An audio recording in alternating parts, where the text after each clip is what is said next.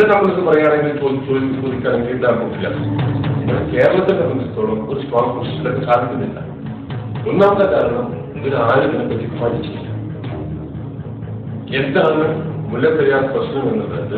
അതായത് ഇതിന്റെ അടിസ്ഥാന പ്രശ്നം എന്താണ്, ഇതിന്റെ ചരിത്രപരമായ സത്യങ്ങൾ എന്താണ്, ഈ അഗ്രിമെന്റിന്റെ പ്രോസസ് എന്താണ്, ഈ ഡാമിന്റെ സ്ട്രെങ്ത് എന്താണ്, ഡാം പൊട്ടുമോ ഇല്ലയോ?